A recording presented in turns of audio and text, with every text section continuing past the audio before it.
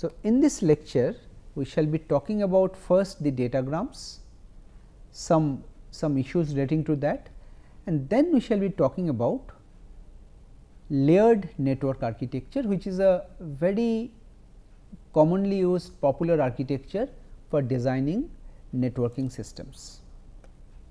Okay. Let us look at the datagram approach. Well, if you compare with the virtual circuit approach, the main difference comes here that no route is established beforehand. This is one difference or advantage you can say you have here. Advantage in the sense that there is no initial delay. In virtual circuit, because of the route establishment, there was an initial delay, and once the route is established, then only the packets can be transmitted. Now, here because there is no route established, so each packet is transmitted as independent entities. Just like you think of a postal system, as an analogy I am talking about a postal system. When you drop a letter in a letter box, each letter is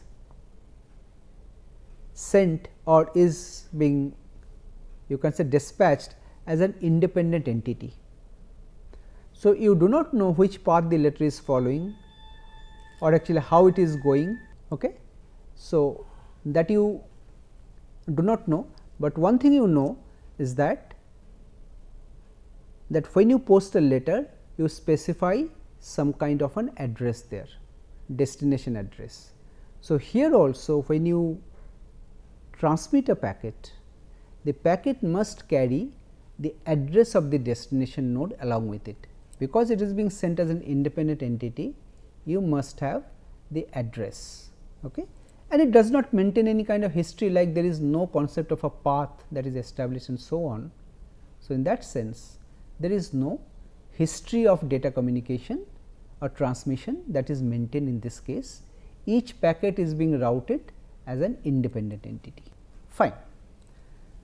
So, here the difference is, here every intermediate node will be taking some dynamic decisions. It will be maintaining something called a routing table. So, you see, if you think of a scenario where there is a node A, there is a node B and there is a node C. So, you are sending data from node A to node B and then node B to node C. Now, this node B will be having some kind of a table that it maintains. That table contains some relevant information, and like what kind of information it contains? It contains information like whenever an incoming packet comes, so it will contain information like where this packet has to be forwarded to. Okay.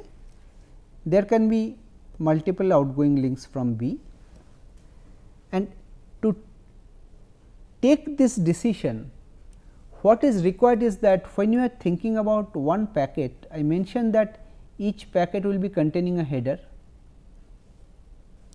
In this header, there must be a source address and also a destination address. Just like a letter, when you post a letter, you give the address where you want to send the letter to, and in case the letter cannot be delivered, you also give your own address so that the letter can come back to you. In the same way, in the header there are other information also, but the most important ones are the source address, the person who is sending, and the destination address where you are sending, right. Now, just like the normal postal system, here there can be some problems. Like when you post letters, there is no guarantee that the order you are posting the letters will get delivered in the same order. There is no guarantee regarding that, courtesy of our postal system or the way the letters are sorted and delivered. So, packets may be delivered out of order. Why? because each packet is being routed as an independent entity. There is no guarantee that all packets are flowing or following the same path.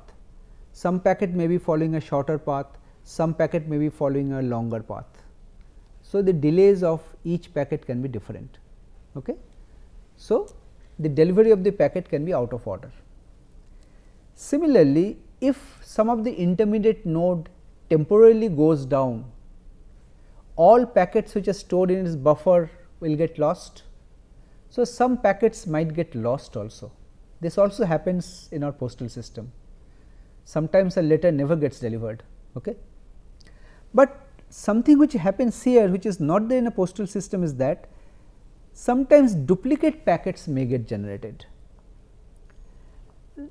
Like for every link, suppose there is a link between a node to the next node. This node will be sending some packets to the next node and will be expecting some acknowledgement to come, that well, I have received the packets correctly. If the acknowledgement does not come, the sender will assume that there is something wrong, let me send it again. Okay? But it may so happen that because of some other problem, the acknowledgement got delayed. But if the sender sends the same packet again, there will be duplicate which will be generated, right.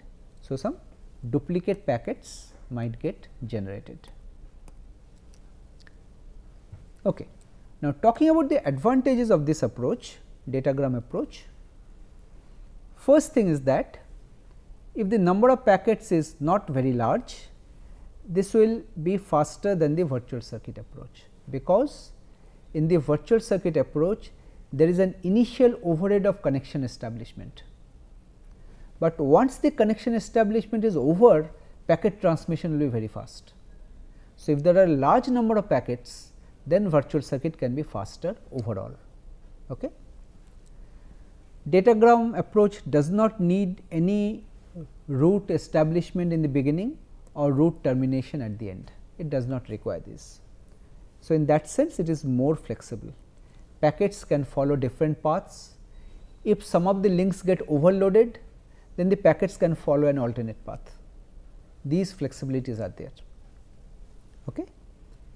So, this as I mentioned, it can handle congestion in the links, or some of the links may fail altogether, then an alternate link may be used, which was not there for a virtual circuit. Okay. All right. Now, if we just compare these approaches which we have talked about, now for comparison we usually compare with respect to some parameters. One is called propagation delay. Like you see, when we talk about a communication between two nodes, propagation delay is the signal delay from source to the destination. How much time a single signal transition takes to move from this place to this place. If it is a copper link, it can be something. If it is a fiber optic link, it can be different. If it is a satellite link, it can be different.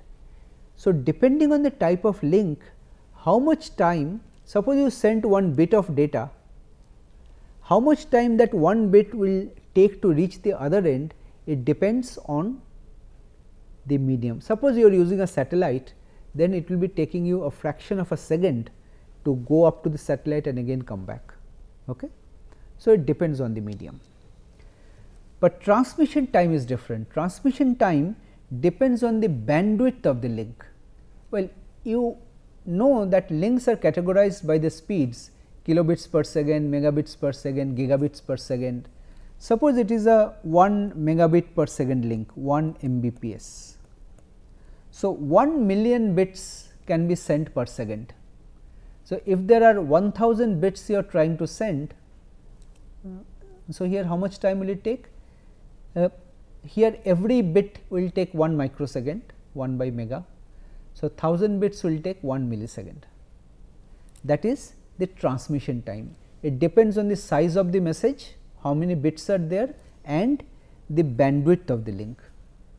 it does not depend on the propagation delay, whether it is a satellite link or a copper link, whatever. So, these two are two separate things. And finally, processing delay. If your communication is going via intermediate nodes, and you know here we use something called store and forward approach.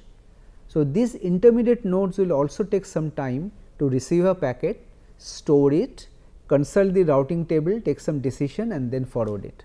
So, it will take some small time for that. So, that is the processing delay. So, these are the different components of delay in a typical network communication. Now, talking about circuit switching, here only this initial circuit establishment phase is there, but once this phase is over, this delay is over, you have a dedicated connection from source to destination. Data transmission can proceed in the maximum speed continuously without delay, because you know you have a guaranteed bandwidth, you can send the bits continuously. Now, talking about virtual circuit, well, during the initial virtual circuit establishment phase, a special packet is usually sent. I have not gone into the detail, which is called call request packet. This call request packet is responsible for establishing the virtual circuit and setting up the routing tables of all the intermediate nodes corresponding to this particular virtual circuit number. Okay. Now, once the virtual circuit has been established, an acknowledgement signal or packet will be traversing along the same path back. This is called a call accept packet, so that the sender and all the intermediate nodes will know that the circuit has been established. Now, the packets can flow. Now, the packets can be sent sequentially one after the another in a pipeline fashion using store and forward approach. This is how virtual circuit will work. Now, talking about the datagram packet switching, because there is no connection establishment phase, so there is no initial delay. Okay. The packets are sent out independently, may follow different path, and this also follows store and forward concept. But if the number of packets is very large, then the total time required here may be more as compared to virtual circuit. But here you have lot of flexibility. You can share the links. If there are some link failures, link congestion, you can overcome those problems. So, those flexibilities are there, and because of that, this datagram approach is the most widely used approach in the internet today.